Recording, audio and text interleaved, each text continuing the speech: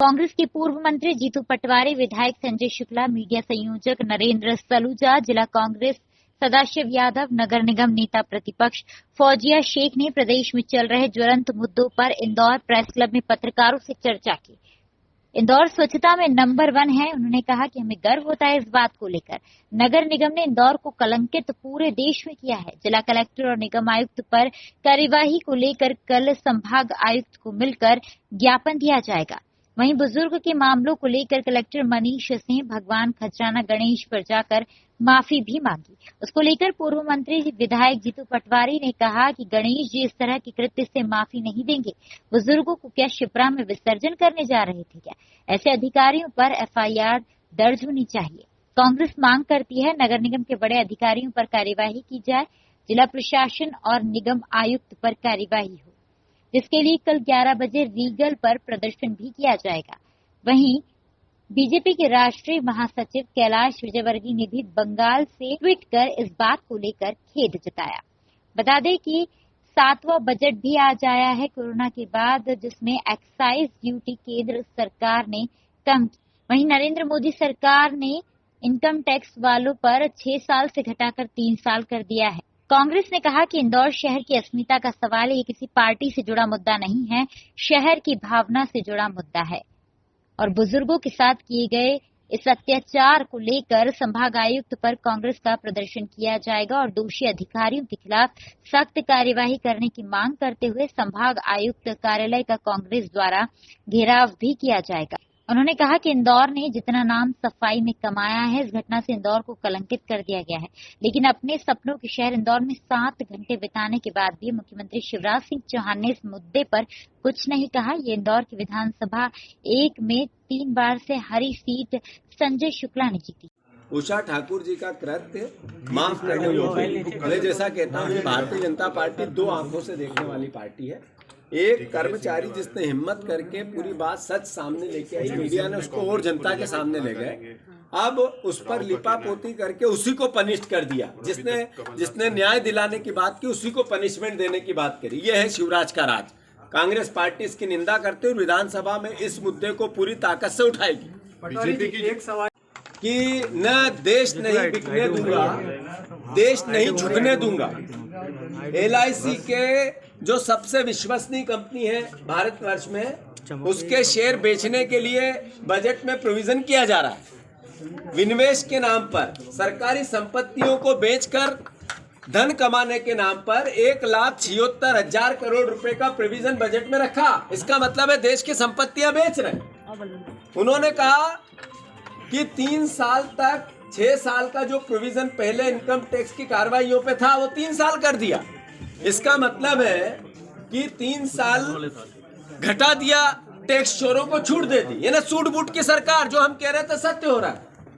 आप देखो कि पेट्रोल डीजल, अब की बार मोदी सरकार पेट्रोल डीजल 100 के पार। जो टैक्स केंद्र सरकार लगाती है, आशा थी कि पेट्रोल डीजल और पेट्रोलियम पदार्थों पे घटाएगी, कोई राहत नहीं है। किसानों को झुंझुना, मीठी गोली। एक तरह से किसान आंदोलन को कैसे हम निस्नाबूद करें उसकी बात है, पर किसानों के हितों में एक शब्द नहीं पूरे बजट में। ये नरेंद्र मोदी जी ने कहा था कि $5 ट्रिलियन की अर्थव्यवस्था करूंगा, 2 करोड़ रोजगार दूंगा, डबल डिजिट अर्थव्यवस्था करूंगा। वो सारी बातें 0 बटा सन्नाटा है। मैं मानता हूं कि मनमोहन सिंह जी जो बजट 2013-14 में देके गए थे, उस बजट से छोटा बजट साल दर साल भारतीय जनता पार्टी कर रही है। देश की संपत्तियां बेच के, बाप दादा की संपत्तियां बेच के देश चला रही, घर चला रही है। और ये 1 साल नहीं हो रहा, लगातार 7 साल हो रहा है। अब आशा नहीं है देश को कि नरेंद्र मोदी जी अर्थव्यवस्था के पार्ट पे इस देश को पटरी पे ला सकते हैं। अब नरेंद्र मोदी जी जब जाएंगे तभी अर्थव्यवस्था अच्छी हो सकती है। नरेंद्र मोदी के रहते अर्थव्यवस्था अच्छी नहीं हो सकती।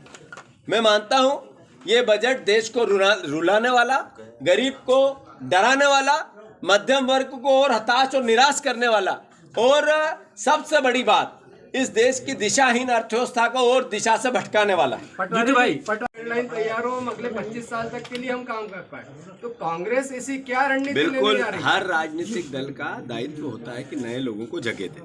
भारतीय जनता पार्टी की अपनी रणनीति हो सकती है, कांग्रेस पार्टी भी इस दिशा में नए परिवार के लोग और ज्यादा ताकत से जुड़े कांग्रेस से, नए लोगों को नेतृत्व मिले, नए लोगों को अवसर मिले, इस पर काम करें। कांग्रेस धन्यवाद। को म्यूजियम में ले जाकर खड़ा करेंगे, राव का कहना है 3 साल में वही म्यूजियम में चली जाएगी। इसमें 15 लोग थे, परंतु 15 में मात्र 4 लोग वहां पर रहेंगे, बाकी लोग कहाँ गायब हुए अभी तक नगर निगम द्वारा बताया नहीं गया।